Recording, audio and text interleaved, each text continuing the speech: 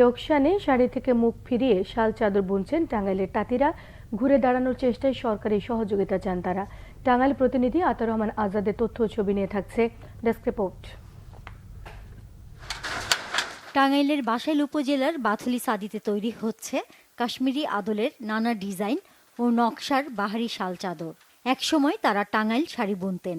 লোকসানের কারণে তারা শাড়ি বাদ দিয়ে এখন প্রায় সারা বছরই চাদর বুনছেন। তবে ভারতীয় চাদরের দৌরাত্ম্যে তারা অসহায়।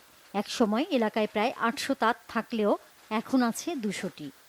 জিনিসপাতির যে দাম, এই দামে মনে করেন যে আমাদের যে কাজ করি সপ্তাহে 1500-1600 টাকা 2000 টাকা, এই কাজে আমাদের সংসার চলা খুব কষ্ট।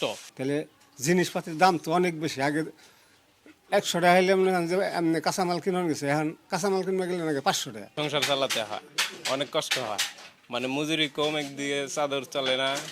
তাঁত মালিকরা বলছেন, দেশীয় এই ক্ষুদ্র শিল্পটি বাঁচাতে হলে ভারত ও চীন থেকে চাদর আমদানি বন্ধ করতে হবে।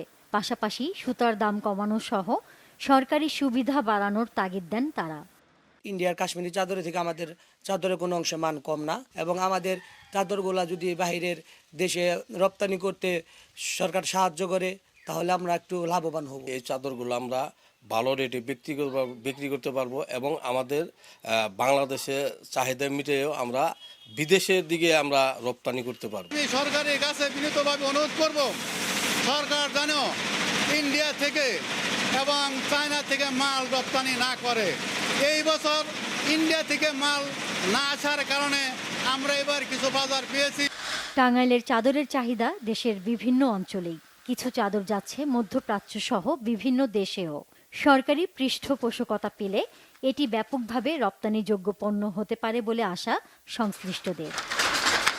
Bangla vision news desk.